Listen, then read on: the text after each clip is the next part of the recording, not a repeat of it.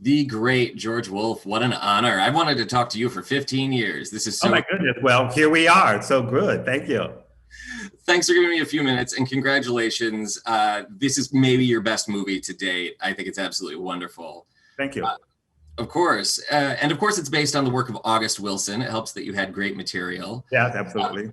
Mr. Wilson's language is some of the most poetic dialogue ever spoken on the American stage, but it's very specific to the stage. My question for you is... I disagree with that. I really disagree with that. I think he writes, I really disagree. I don't think he writes stage characters. I think he writes characters. Oh, I agree completely.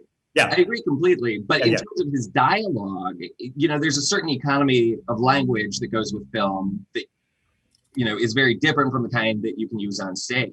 Yeah. My question for you is, as a director who has done both stage and film, how do you make it so we feel like we're watching a film and not a play? So many filmed versions of plays fall into that trap. One could say, but I mean, there are certain films, like Network comes to mind, and where it's a lot of dialogue. It's a whole lot of talking. And then there are other films where characters go, yeah, really, yeah, I love you. You know what I mean? So there are times where, Petty Chayefsky's, it's, Network, it's arias that those characters go into. But what makes it different, if you can locate the intimacy and the urgency behind the dialogue, so it's not sticking out as, oh, and now this is a speech.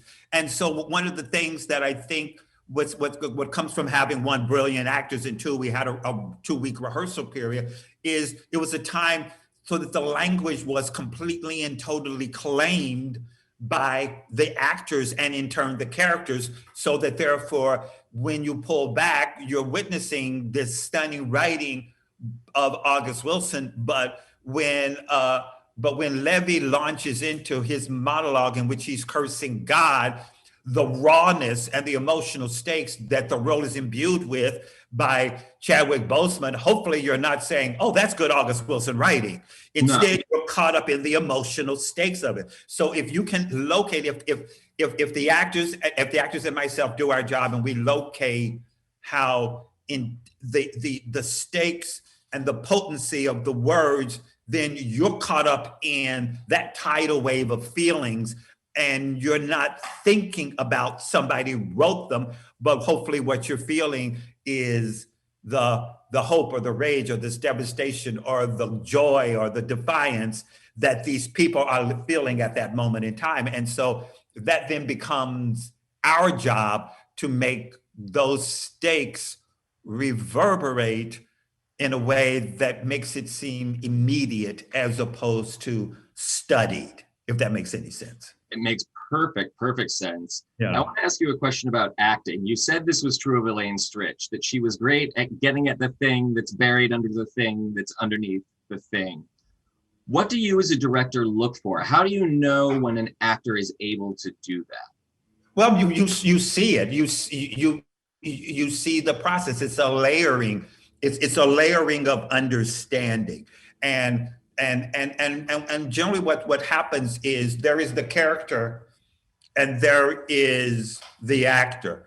And the journey of the rehearsal process or the journey of the filming process is erasing the distance between those two things.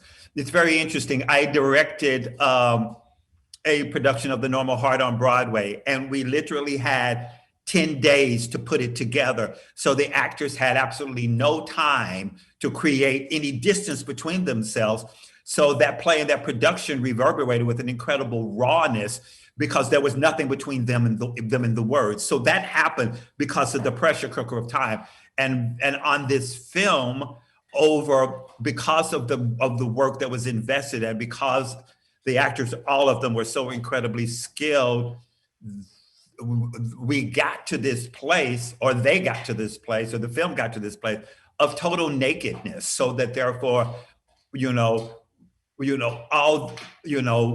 Chadwick's works and Viola's work and Coleman's work and all of them, it's language that is springing forth and stakes that are springing forth from characters' lives being lived. as opposed to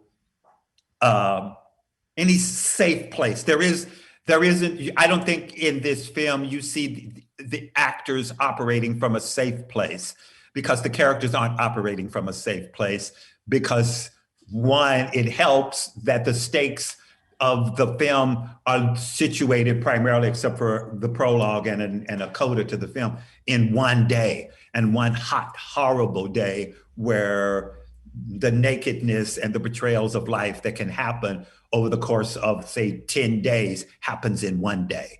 And so as a result of it, the stakes are so magnified. So there's a degree of nakedness, emotional nakedness, that's just required all the way through.